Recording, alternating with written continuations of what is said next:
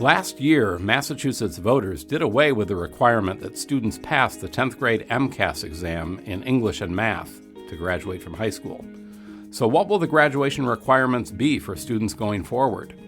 Governor Maura Healey named a commission to figure that out, and the 34-member statewide graduation council has released an interim report that starts to spell out what might be required of high school students in order to graduate. The Graduation Council is scheduled to come out with a final report next year in June. A key voice in all of this is Patrick Tutwiler, the governor's education secretary, who co-chairs the graduation panel with Education Commissioner Pedro Martinez. I'm Michael Jonas. This week on the Codcast, I spoke with Tutwiler to get a better sense of what the graduation requirements might look like and what the thinking is behind the ideas the commission has put out. Secretary Patrick Tutwiler, welcome to the Codcast. Great to be here with you. So the MCAS is out as a graduation requirement. The voters had their say on that.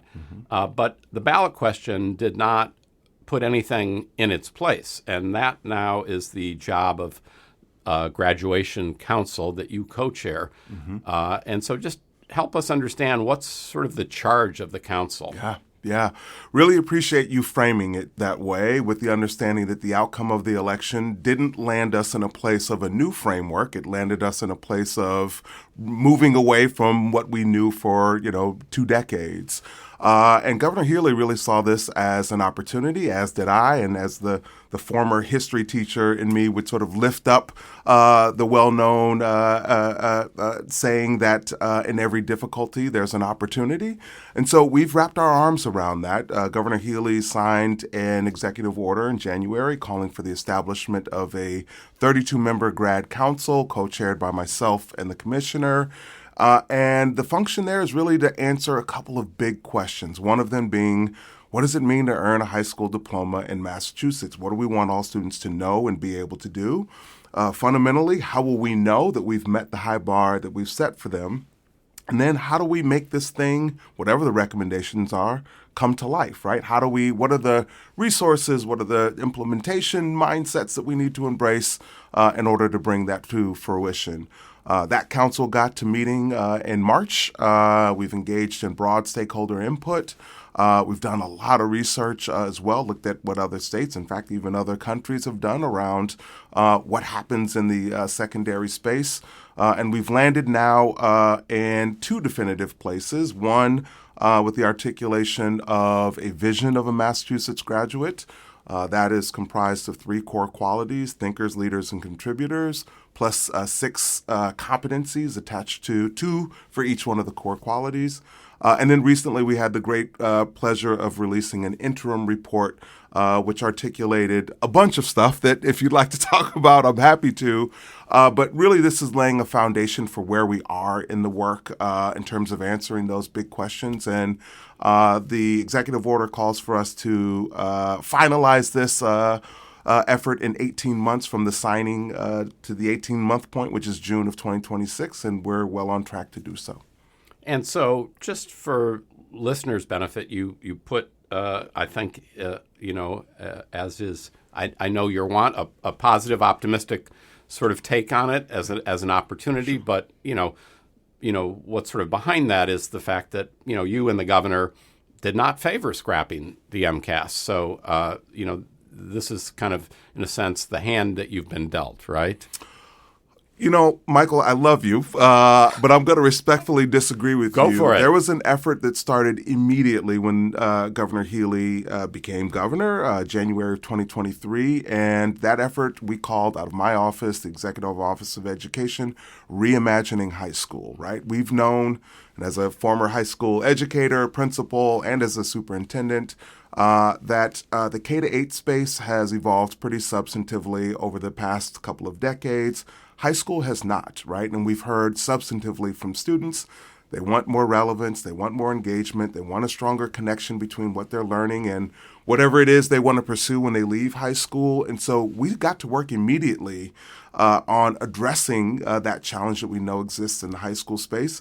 we saw the outcome of the election and the opportunity to rethink high school graduate. Let's go back to the drawing board altogether as it relates to the high school experience, the coursework, the important benchmarks.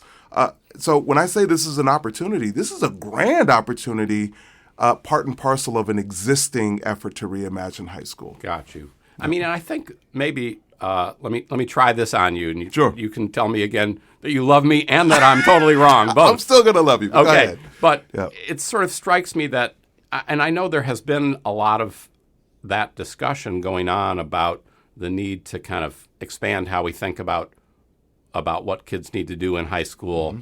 You know, the whole talk of kind of career pathways. You know, a lot of people have said, you know, our structure didn't have enough focus on other skills like critical thinking, collaboration. So I know that's part of the structure. I think that there's a little bit of a both and, right? I think if I were to try to sort of fairly assess things, I think that, you know, your position in that and the governor was that we could do that. I mean, you were sort of, as you say, you've kind of launched that before we decided on MCAS. Mm-hmm. So they could have coexisted and Sure. been in parallel. But in fact, you know, the MCAS part, you know, leg of the stool or whatever metaphor you might want to choose, that's gone now. So just to sort of drill down a little on the recommendations that the council has come out with, there are, as you say, a number of them. You know, some of them relate to things regarding post-high school life, like sort of having filling out the federal or state financial aid application be kind of embedded in what happens. That I think the recommendation would be that kids have to opt out of that, which I think there's a lot of evidence that that'll drive up the rates of completion. And there's some talk about kids gaining financial literacy, other skills. But the sort of when you get to the kind of core academic component of it, there's kind of two kind of pieces to that. It seems there's this talk of having a set of end of course assessments, and then there's also along with that this structure of sort of portfolio or capstone projects. So let's just talk a little bit about that. I guess to start with, the end of course assessments, that's gotten, I think, probably the most attention because it's the one thing that is proposed that the state would establish and then oversee sort of the scoring of, and there would be some measure, you know, kind of a objective common measure across the state of how students are doing. So how do you envision that working? These would be kind of some kind of an exam that would be administered at the end of a certain select number of high school courses. Yeah. So a couple of things here. First, I would say that what's proposed in the interim report is a package, right? It's a comprehensive plan, the kind of plan that if you took out pieces of it, it would fundamentally change the substance of the plan. And there's one piece of it that you did not mention that I think is the foundation of this interim report and of this proposal, and that is coursework, right? We've proposed in this interim report that every student complete a course sequence that aligns with what we've known since 2008 and have called Mass Core.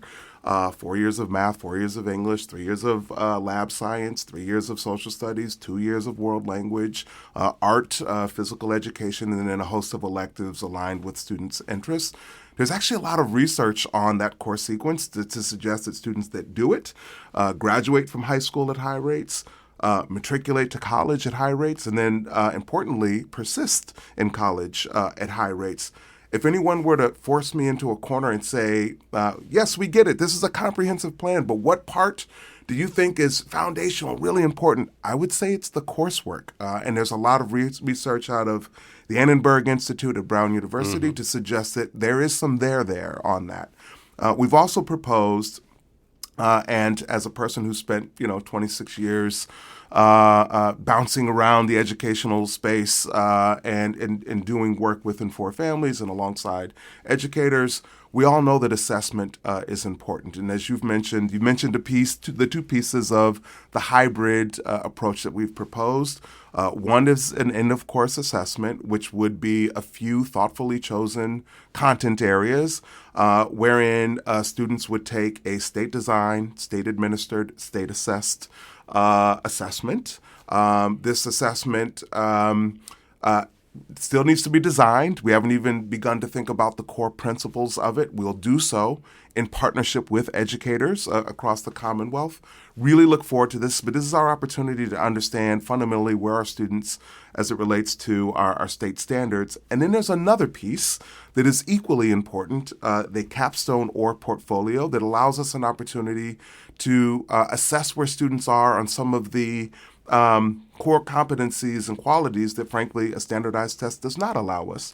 We envision those as being state-defined, but then locally developed and locally assessed. We want districts to sort of use that opportunity to apply their own creativity and, sort of their own local sway on those assessments. And then finally, a third important piece, and you mentioned the financial literacy, you mentioned completion of the FAFSA or MASFA. We're also fundamentally thinking about every student leaving high school with a plan. Right now, there's My Career and Academic Plan. It's in about half of the high schools in Massachusetts that does just that. We think every student should be thinking intentionally about how they're marrying their course experiences and other experiences in high school into a plan that has them prepared for whatever they want to do when they leave high school. And so that's the grand picture. I would go back to the very beginning and just underscore the foundation of all of this is coursework. And we're really excited about getting to a place of every student engaging in that robust course sequence. And as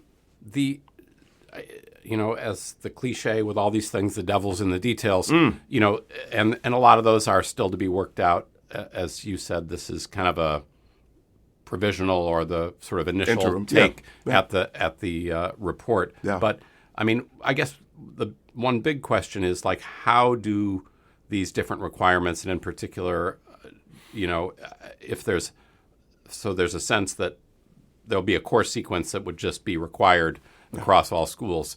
That is sort of fairly easy to understand. But in terms of the end-of-course assessments or portfolio capstones, which get evaluated locally, how, apart from the fact that we would administer these assessments, how would we score them, or is there a benchmark you have to clear in order to graduate? I mean, is the requirement that you take an assessment, or is the requirement that you achieve a certain score on them? Yeah. So we have been really clear in this interim report to say that we believe assessment is really important, right? You're not going to find an educator who would say it's not, right? We all believe that assessment is important.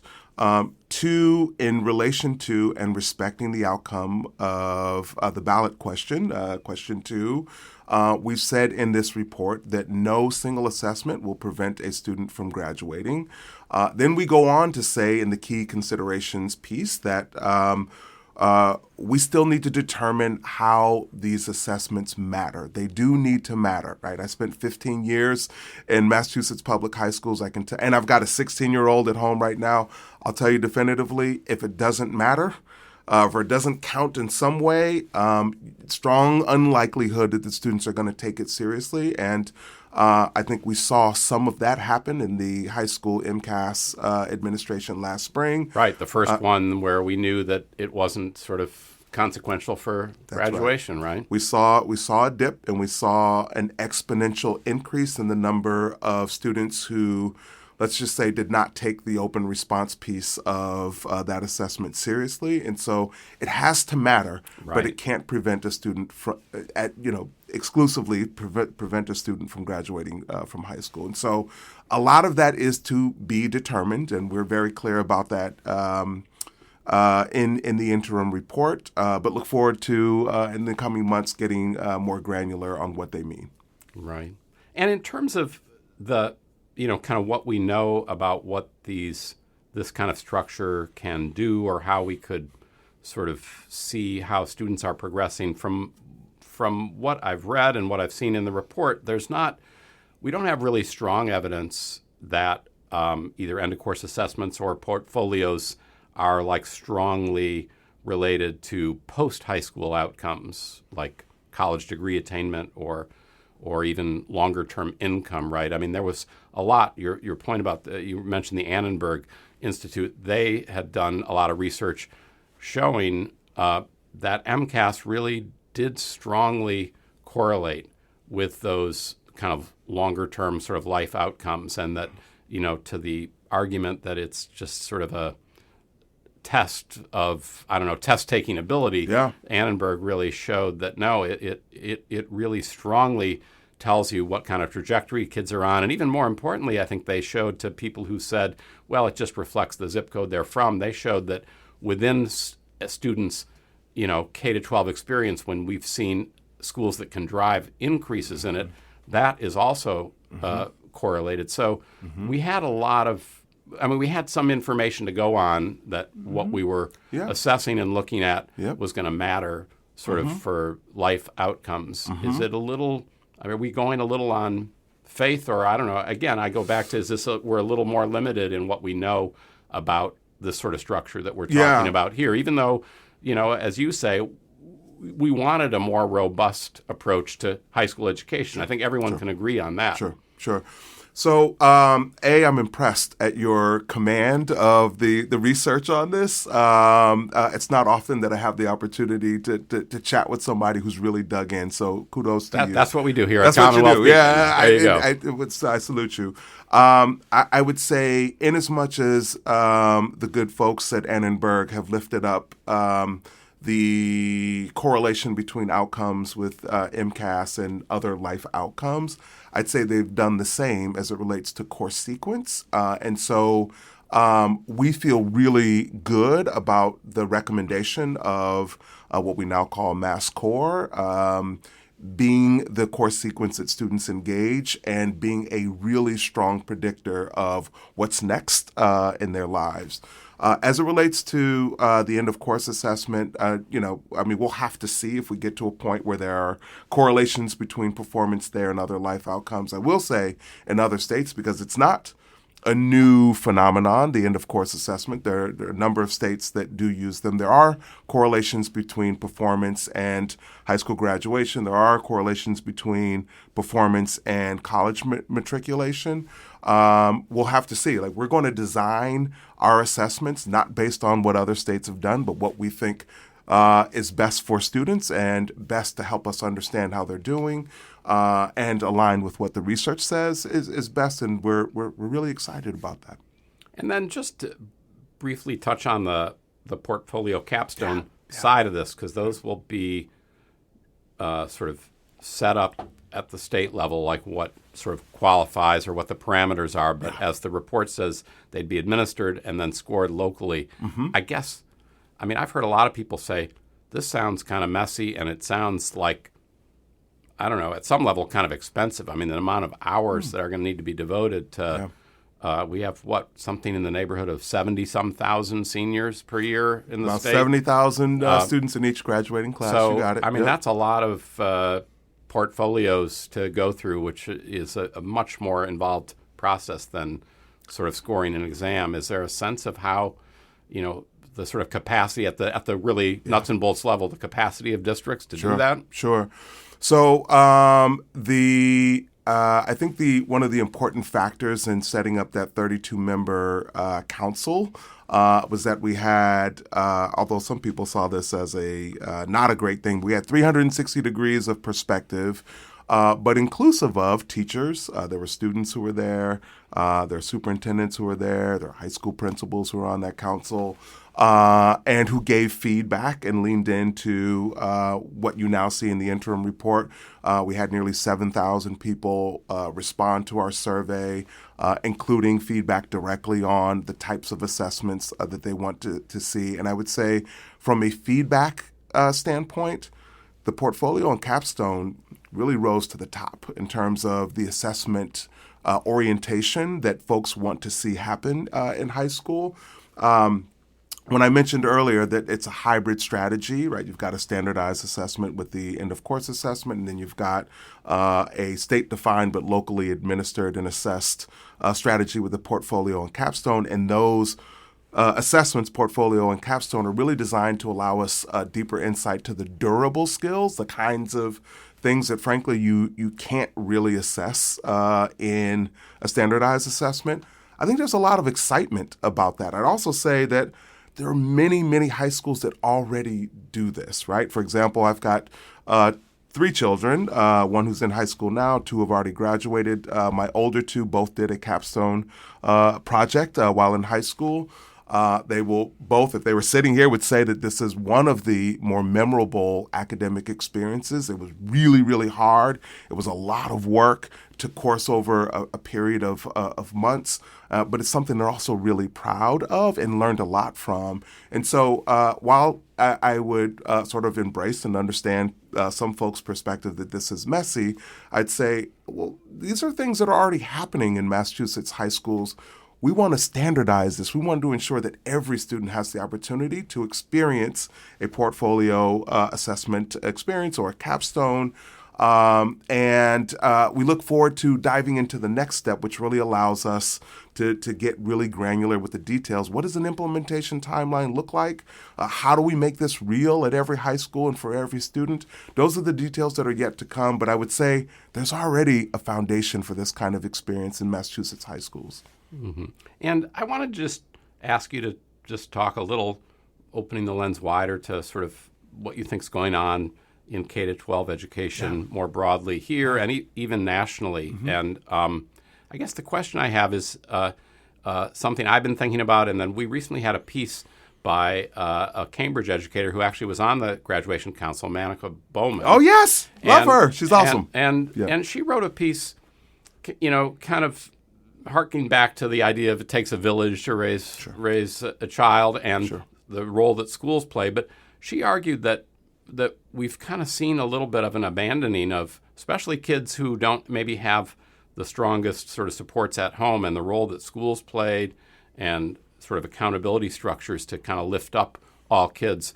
And mm-hmm. she mentioned prominently that she's on this council and she hopes that it will kind of fill in something that's fallen away. But I mm-hmm. think she was maybe talking more about what happened with the eliminating of MCAS. She kind of argued that both on the political left and right, it feels like there's kind of been a just turn away from the idea that we can really, drive improvement. There's this whole sense that there's kind of ed reform fatigue, and that there's kind of on the right. I mean, we've seen federally, they're just sort of basically eliminating the federal Department of Education. There's a little bit of a hands-off approach, but then sort of a feeling that the accountability structures that were kind of part of ed reform have really come in for a lot of criticism from people more on the progressive end. And she kind of argued, where is that leaving kids? So I don't know. Do you think, is she onto something? Or is it like what's happened in terms of our commitment to this ideal? I kind of go back to it's not popular to talk about the No Child Left Behind law, or it was a bipartisan effort, and there's that famous photo showing George Bush signing it with Ted Kennedy right over his shoulder. And there was this kind of sense that there was some bipartisan sort of I don't know if it's a consensus, but movement behind it, and that's all kind of fallen away at this point. Well, I have extraordinary respect for Manika Bowman, and I feel honored and privileged that she's a member of the Grad Council.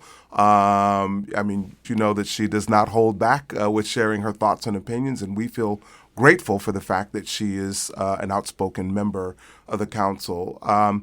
I mean, you're sitting across from me right now. Does it look like I'm fatigued? No, I don't think you are. But I'm just saying that the climate in which you're having to push on, there's been a little bit of a, you're hearing, again, from the left or others saying, let's get rid of these tests. They don't do anything.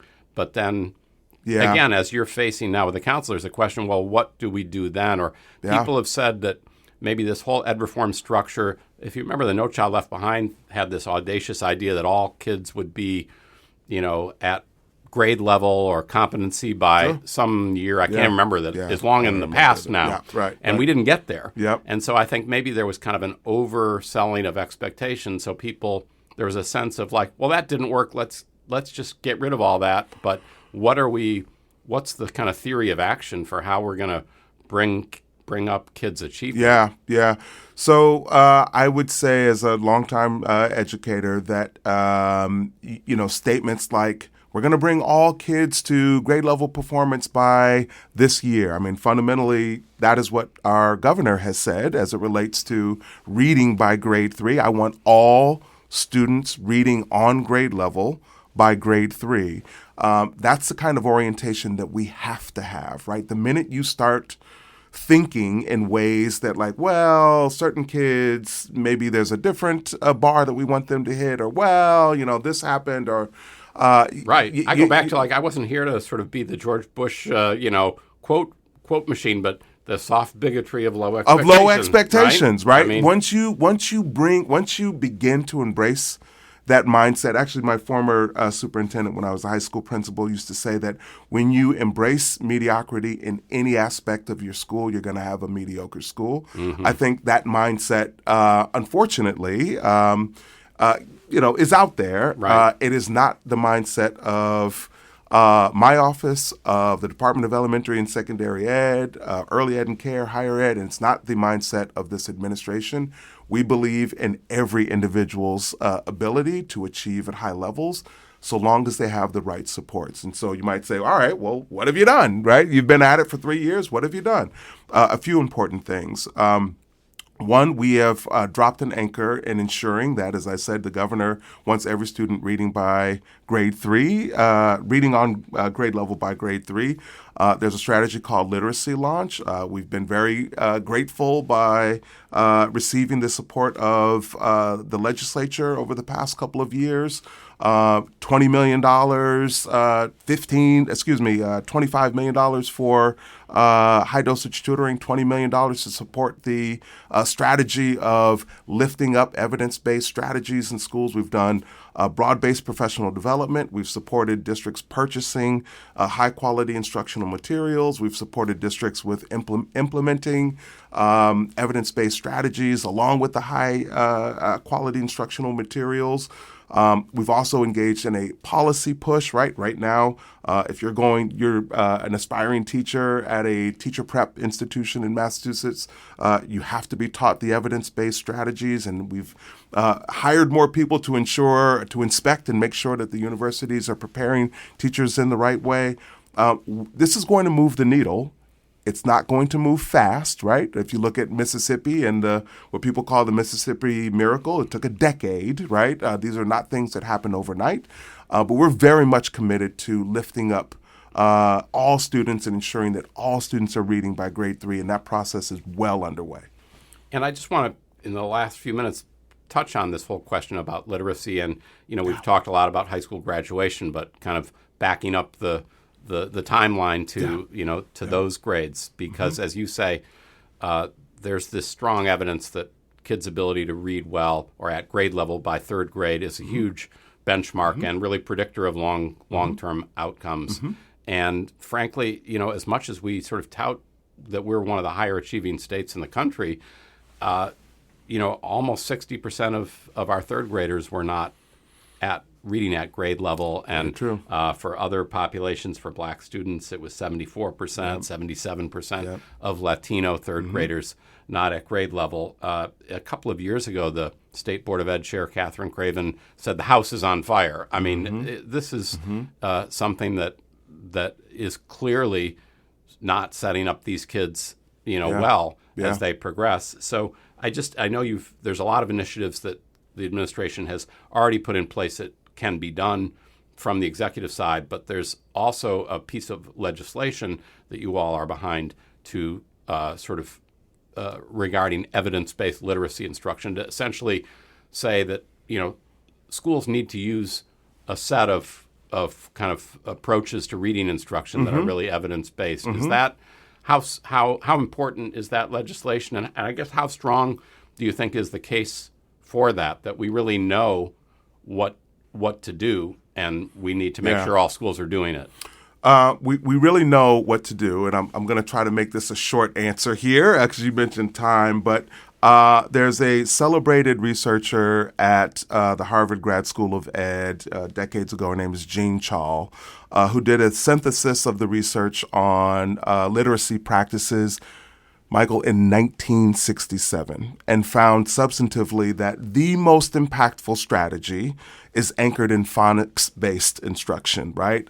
For the most diverse group of kids, right? Like, this is the most impactful way to do this, and the most efficient and evidence-based way to do this. Done. 1967. We got away from that, right, and started exploring other things, strategies that we now know only work for about 20% of students. And so we've got to get back to the strategies that we know worked for all students. And it seems to me that that's what that bill is attempting to do. We'll take a look at it when it reaches the governor's desk. But I would say that the efforts that we've already engaged in the literacy launch strategy, the policies that have already come out through regulations at the Department of Elementary and Secondary Ed, directionally are pushing on what we've known to be effective for a long time. The only other thing I would add just really quickly is if we're going to make true what the governor would like to see true, and I believe that we can, and we're well on our way, it's going to be a process, not an event. You also have to make sure you're doing the right thing in the early education space, right? Expanding opportunities for all students to experience early education and care. Governor said in her first State of the State, I want to get to a place of universal pre-K in Massachusetts. She also indicated that she'd like to do so first from an equity standpoint by reaching that benchmark in gateway communities by 2026. We're in 19 of the 26 gateway communities in terms of universally accessible pre-K for 4-year-olds. But you're going to have to get that right. You're going to have to make sure that early education experiences are available and robust, high quality as we know them to be, because that moves the needle in terms of getting students on track to reading by grade 3. Well, my wife's an early childhood educator, so I know she'll agree with that. Great. And put Thank her an for underline me. on it. Yes, and, that's great. She'll be embarrassed that I just shouted out Shout to her. out. Yep, but sure. With that, Secretary of Education Patrick Tutwiler, thanks so much for joining us. Pleasure's all mine. Happy holidays. To you too. Thanks again to Patrick Tutwiler for joining me on the Codcast. Before we go, a reminder that the independent nonprofit journalism here at CommonWealth Beacon does not happen on its own. It happens because listeners like you support our work. Right now, Newsmatch, a national campaign supporting nonprofit journalism, is matching donations to CommonWealth Beacon. That doubles the impact of whatever you're able to give. If our reporting matters to you, please consider making a donation today at commonwealthbeacon.org/support. Production and theme music for the Codcast is by Charlie Cazella. Leave a rating and review wherever you're hearing this to help others find us. Email us at codcast@commonwealthbeacon.org if you ever want to get in touch. I'm Michael Jonas. Thanks for listening,